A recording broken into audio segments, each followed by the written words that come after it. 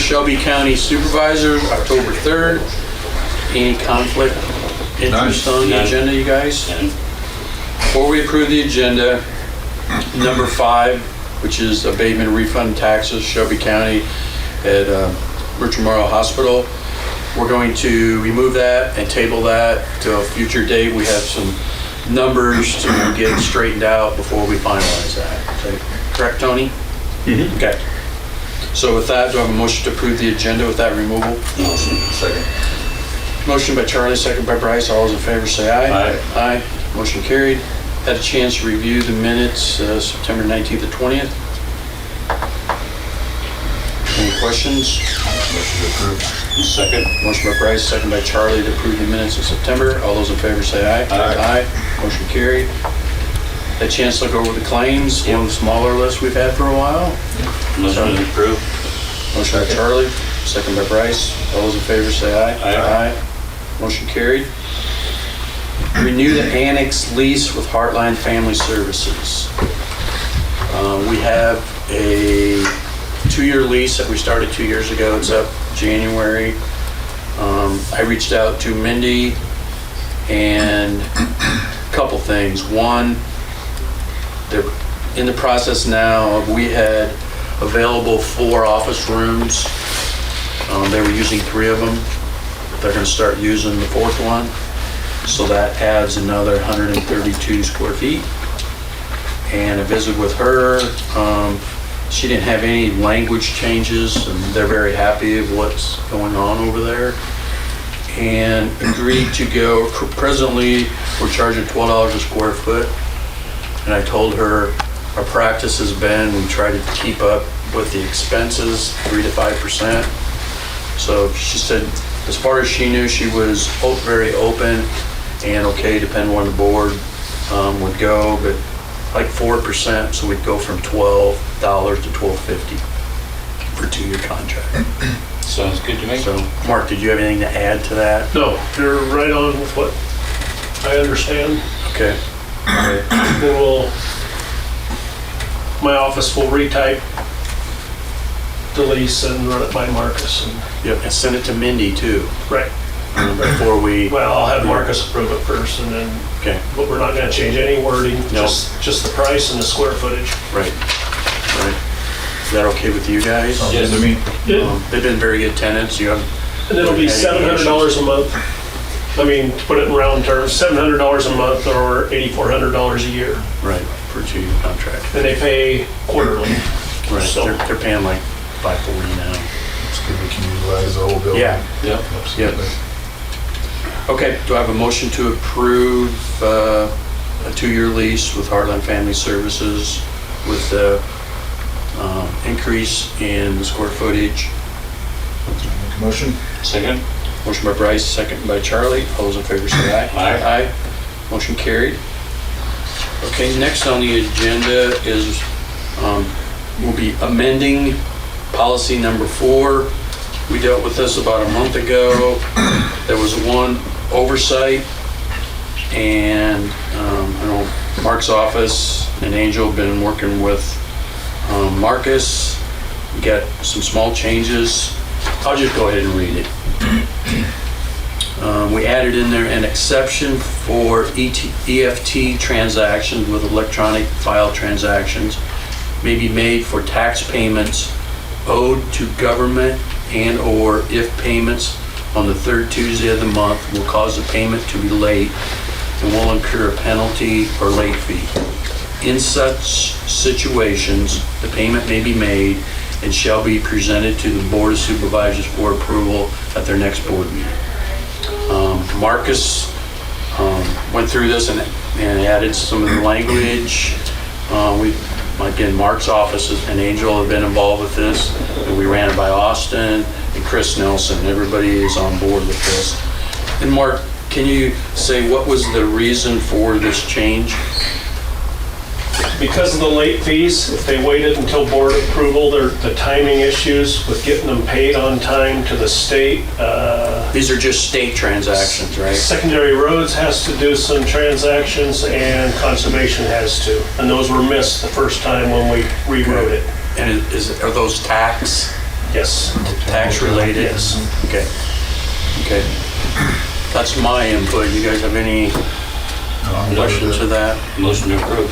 Okay. Second. Motion by Charlie, second by Bryce to approve the amendment to policy number 4. All those in favor say aye. Aye. Aye. Motion carried. Thank you, guys. Todd Lean, Shelby County Chamber update. Good morning, sir. Good morning. I missed that one. Sorry. How are you today, Todd? Doing well. Morning. So just some informational items, starting with, yes, last Thursday, Supervisors, we had our annual meeting down in Hamburg and toured the fire station was redone, the meat locker, the popcorn factory, looked at the hotel that was redone. The fire station, according to the people I was talking to, at one point the water was literally to the roof of the fire station. I know. It was something else. But things are really moving along great for them now, and they got the levee restored, and now they're moving a lot of dirt here and built some houses. So that was all good. And then SWPCO overall, things are great. The only difficulty we have as an organization is the same thing that all transportation companies across the country, and that we just can't get enough buses built to meet our. We had one we're expecting to get canceled. It's an order that we placed in 2019, and at that time the buses we were ordering were valued at 92. But here it is, 2023. We have not received anything, of course, for those that were in 19, and those buses are now valued at $200,000. I had a driver last Thursday ask me if we were going to get new buses, and I said we can't get any. We found a couple of used ones we can buy, and we've done that round a couple of times. It's just like a Band-Aid. It's not, it's not fixing the problem. Right. But there's unfortunately no good news in sight. Now with all these strikes and stuff. And our ridership is amazing. I mean, we are one of the largest transportation companies in the state of Iowa. Just really little split down here in Southwest Iowa, but with all the worker transportation we do a lot of rides. So, next Tuesday, October 10th, will be the fourth quarter hotel motel meeting. We do have 6 applications to be reviewed, so we'll look forward to going through that. On the chamber side, Scarecrow Showdown is just starting to happen now. So we're encouraging businesses throughout Harlan to decorate their front of their building with the theme of Celebrate the Season. We take photos of those decorations, throw them up on KNOD's Facebook page, and then people can vote. And we let the community vote as to which ones they like the best. And then we pick 2. The winner gets to choose between either some ads with KNOD or some ads with an ad with the Harlan Tribune, and then whatever they choose, the second place person gets the other one. So that works out really well. And then I wanted to make you aware of, for about the last year, there's been a committee within Iowa Economic Development, and they've been looking at business retention and what is needed for business retention, what should our priorities as far as economic development be when we're looking at, legislative asks or whatever it is to meet the needs. So they've sent us this 10-page questionnaire. I just brought it so you could review it. We will be out in our business community, with our primary businesses, wanting to walk through this questionnaire with them. The questionnaire covers everything from, expansion plans to what do you see as the needs in your area, what needs to be fixed for you to be able to expand or for you to be able to stay. I think they did a pretty good job with putting the questions together. Okay. So we'll be going around visiting businesses, and then what they're going to do is quarterly, they're going to take all of the information that's been gathered. Who's they? Iowa Economic Development. They'll take all the information that's been gathered and give us back a report as to, where the trends are going. Everything in regards to the questionnaire, as far as the businesses are concerned, is anonymous. You know, their business name doesn't show up anymore, just the information about what their plans are, and we'll mix it all together. And then, like I said, one of the primary things that we'll do is set the legislative agenda for Iowa economic development, as far as the things that they think they should be asking for, based on what the businesses are telling us that we need. So, Okay. it's all right. So other than that, that's it for us. Pretty short and sweet. Yeah. Okay, appreciate it. You bet. Do a rain dance. Thanks, Doug. Yeah, really. Okay, secondary roads report. Brandon, good morning. Brandon? Morning.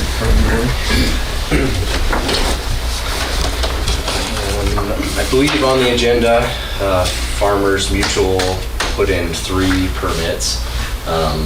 Just a little bit of plowing from existing lines to add additional homes. Do they cross the roads?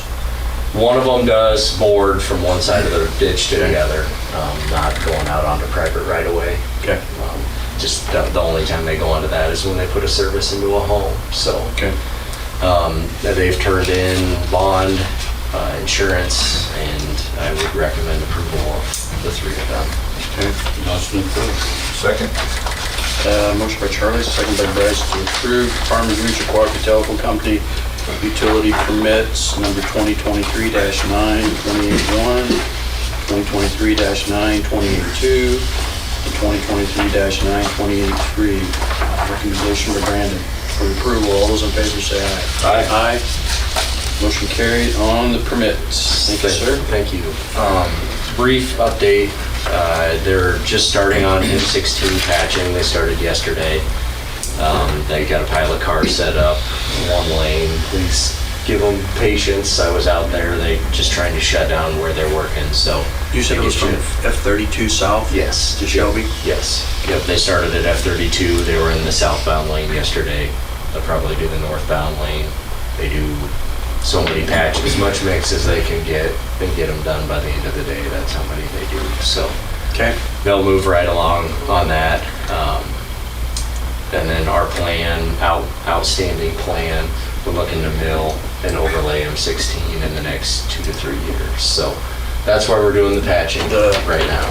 Entire M16? Yes, from Shelby up to 32. That's the next overlay project. That stretch in between 44 and 32 is the worst one we've got right now. So get that taken care of. Chris got a call from Western about F-24. They would like to start in 2 weeks. I've got a call into their superintendent just to kind of discuss some of the specifics with that. I have not heard back from her, but just wanted to kind of make sure we don't get it rebelized and then not get it overlaid. So. And winter shows up? Yeah. So I haven't had a chance to touch base with her, but hopefully we'll do that here today. My voicemail box was full, but I sent her a text and said, please give me a call when you get a chance. So. Okay. And then I just had some other project updates, and I think it's nice to have them on a PowerPoint just to show what we've been up to.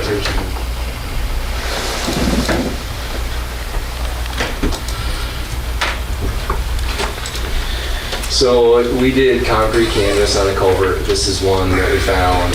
The tube is in good shape, just the bottom is rusted out. The last one was the inlet. This is the outlet, I believe. So we took, it's pieces of concrete canvas is what it is, and you cover up the flow line and you screw it in with screws. It comes in about 15-foot sections, and self-tapper it into the high ridges of the culvert. Then you wet it with water and you broom it onto the whole thing, and it sinks. This is the finished product. It sinks down in the ribs there, and they say Seal around the sides? then we caulk around the edges of it with caulk they provide, And they say they guarantee 15 to 20 years, but they said it'll last a lot longer than that. So, it's basically giving it a second life. Have you did this before? No, this was our first time with this. They're just looking the other way, the finished product. So that's a big savings. Yeah, it's an 84-inch culvert. That materials cost us $3,000 with the screws and the material. To replace it with head walls, you're talking $35,000 plus. Plus tear the road up. Yep. Yeah. So, this next project, the bridge crew, this bridge was actually closed here. It's the one on 2000th and Ginkgo that they're done with. Okay. Side view of it. Actually, you can see right here, this is why it's closed. That piling's completely gone. There's a better picture of it. No value on that one. You can see they tried to fix it with tar paper at some time in the past, which isn't doing any good now. The bridge crew went in there. This is the final shot. Now we put one of the tank shell culverts in there. So there's looking east. The last one was west, and then here's a profile view of it. So they left kind of a low spot here, I believe, and buried some concrete. So if it cuts, it won't cut around the culvert. It'll go to the east, and we can fill that back in. And there's concrete. Yeah, So you can see that there. Yeah, here's the outlet, and they concreted. Here's kind of where that flow over is right here. So, and then we went up on timber north of 2300th. We had a 135-foot culvert with a drop inlet, pond above it. There's a pond below it, and we were kind of wondering how to do it because the runaround wasn't really feasible with the wet hole on pond on one side and a wet hole on the other side. And to the north, it's a dirt road.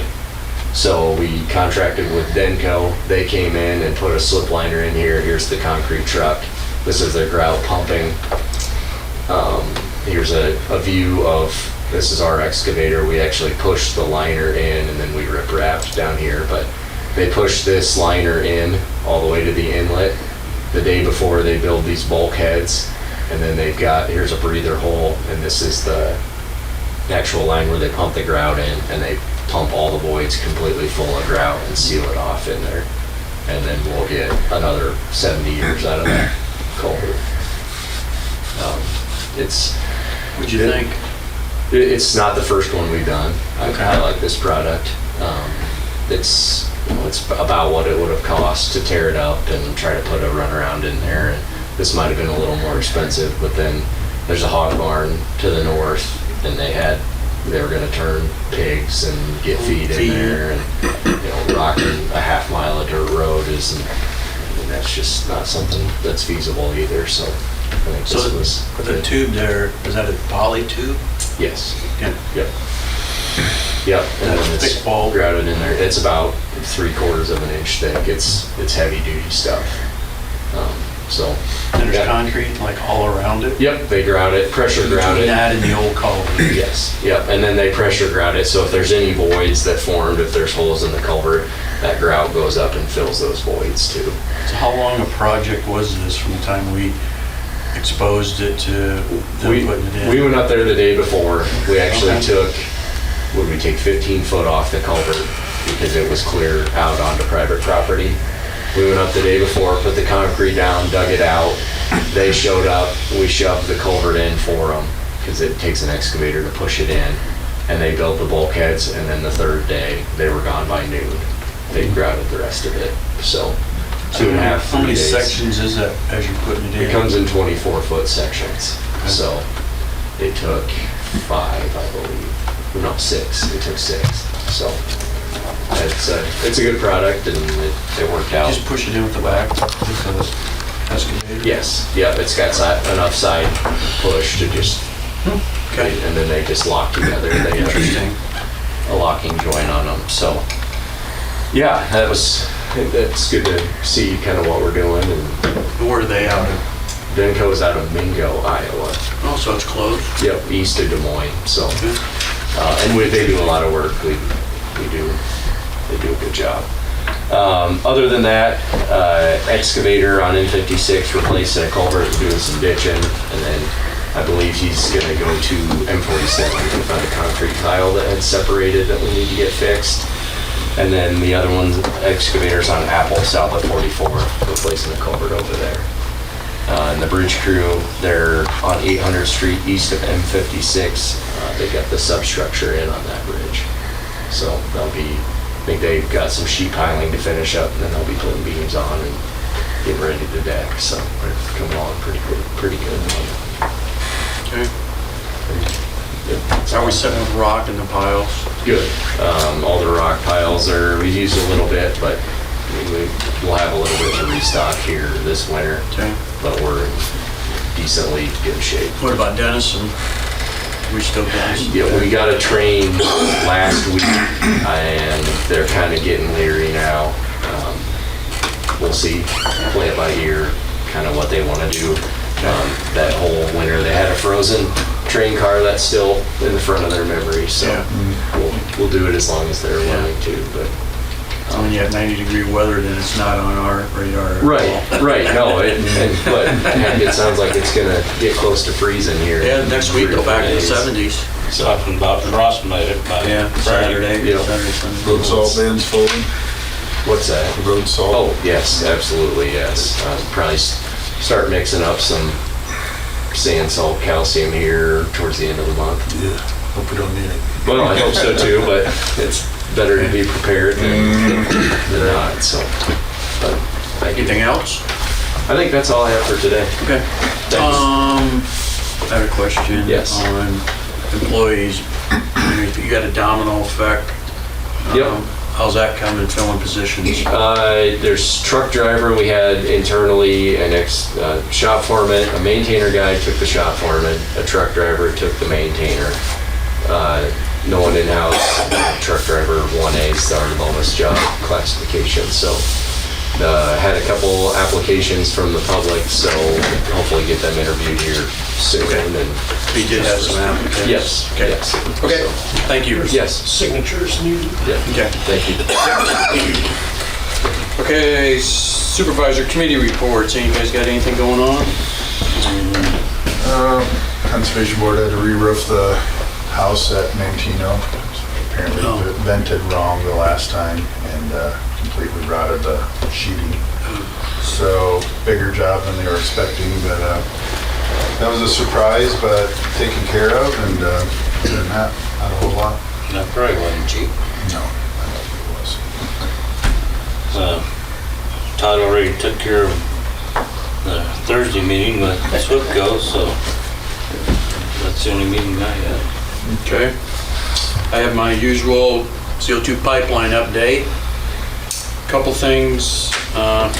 Actually, I'm going up to the IUB hearings after this meeting. I'll be up there today and tomorrow. There's 3 for sure Shelby County landowners will be speaking up there. It's going to be interesting to see. They have it scheduled for today, tomorrow, Thursday. Last I seen last night, landowners only have enough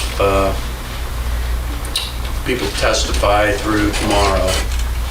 So Thursday's up in the air, and I can't say I really blame them because we had a drop dead date of last Friday, and then they went and they said they had, they being Iowa Utility Board, said they had, the venue was taken during October. Well, now they booked it for another week, and a lot of people, from what I've been told, a number of landowners, either they're in the field, they book vacations if they're not actively farming, some of them put off surgeries, so there's things going on. So I'm guessing if they don't get done, and I'll be shocked if they do, because even doing these 3 days wasn't everybody. I see a pause through October, but remember, everything changes up there kind of on a weekly basis. I see a pause through October, and then maybe start up again sometime in November. But who knows? Some good news.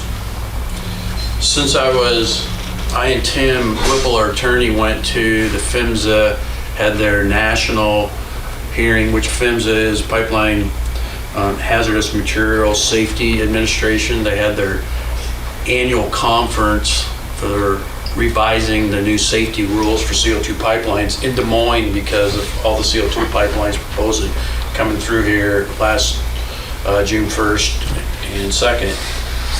And since that time, we've been reaching out to PHMSA because they stated at that meeting that they're not in charge of siting and setbacks. The counties are, but as you all know, we're being sued because of that. So we've been asking for clarification. So on September 15th, PHMSA sent a letter to the CEO of Summit, Navigator, and Wolf. And we actually entered this as evidence into the docket of the Iowa Utility Board hearings a couple days after that. And it gives quite a bit of clarification, not 100%. And they're supposed to be coming out with further clarification around the first of the year. But I'm just going to read you a few sentences. It's a 4-page letter. It's addressed to the CEO. I have a copy of the one that was sent to Carbon, to Summit. It says here, PHMSA continues to support and encourage all 3 levels of government, federal, state, and local. Local meaning counties. Working collaboratively to ensure the nation's pipeline systems are constructed and operated in a manner that protects public safety and the environment. It goes on to say, therefore, the responsibility for siting new carbon dioxide pipeline rests largely with the individual states and counties through which the pipeline will operate and is governed by state and local law. Then it has a section there, the role of governments. It says local governments have traditionally exercised broad powers to regulate land use, including setback distances and property development that includes the development in the vicinity of the pipelines, which we have done with our ordinances. Nothing in the federal pipeline safety law impinges on this traditional prerogative of local or state government, so long as officials do not attempt to regulate the field of pipeline safety preempted by federal law. And that's one of the things we've been going back and forth with. We view the field of public safety, of pipeline safety, as during the construction in the field, not prior to or after. Okay? Then it went on to say, PHMSA recognizes that local governments have implemented authorities under state law that contribute in many ways to the safety of their citizens, such as they give 8 examples, and 3 of them that we've been doing is restricting land use and development along pipeline right-of-ways through zoning, setbacks, and similar measures. To me, that's pretty black and white, but I'm not an attorney. Requiring the consideration of pipeline facilities in proposed local development plans, in designing local emergency response plans, and training with regulators and operators. All 3 things that we have included in our ordinance. And we have also submitted this letter as evidence in our appeal to a circuit court on our lawsuit. And here's an interesting note. You all know when Summit comes to our meetings, and they haven't been here since February, but the one question I always ask is I want to see the danger zone, the flume dispersion model. And they made a statement, one of their executives up at the IUB hearings on the witness stand under oath, that they're under the impression that PHMSA does not want them to release the flume modeling because of maybe sabotage of their line, which I have a hard time with. So with that said, one of the last comments PHMSA makes in their letter, it says, as a pipeline release can impact individuals, business, property owners, and the environment, it is important that all stakeholders carefully consider land use and development plans to make risk-informed choices that protect the best interests of the public and individual parties involved. Sharing appropriate information with state and local governments and emergency response planners, which may include dispersion modeling and emergency response plans, may help stakeholders make risk-informed decisions. So I feel we're on the right track. This was, I thought, a lot of clarity. Where it goes from there is going to be probably up to the court system. So I'll keep you informed, and we'll see what happens this week. As long as IUB reads it. Yeah. That's, yeah. I think that's any more on that. So, you guys have any questions for me on any of that? So, Sounds it's a good. process. Long process. Yeah. And I've had this question, once IUB hearings are done, let's say that we get done this week, from what I'm hearing from legal counsel, I want to expect a ruling for several months, okay? And there's no really huge hurry, because this pipeline's not going anywhere right now. There's no place to go with it. 2 other states have denied that to start the process over there, so there's no big hurry in my mind. Okay? With that, we'll move on. The last thing on the agenda, hiring temporary part-time election worker employee. Yeah, I figured this should be done at a meeting, and with your, hopefully the supervisor's approval, I'm asking to approve the hiring of a part-time person for 1 day, except for her training, for election IT and processes on election day. This person will have IT skills and experience of polling place processes. The total employment hours are expected to be about 20 hours total. There's some new technology that's going to be incorporated this year at one of the 5 polling places. And the new software will have a new look. We have brand new election day tabulator that we just purchased. And it creates a lot of, with only 2 or 3 hours of training that PEOs get, it creates a lot of anxiety. They'll hang around, the ones that are really anxious after the meeting and want to know. And on election day, we always tell them not to hesitate to call us. And I think having a person on site, starting at 6 o'clock on election day, holding their hand, and with no limits, being a county employee, she doesn't have to stay, or he doesn't have to stay within their precinct. They can float around and assist and tell them what they should do. And this person commands a lot of respect. We'll have to command a lot of respect, and if we get the right person, it'll make our job a lot easier and give the election a lot more integrity on election day, rather than having to stop processes that we run there.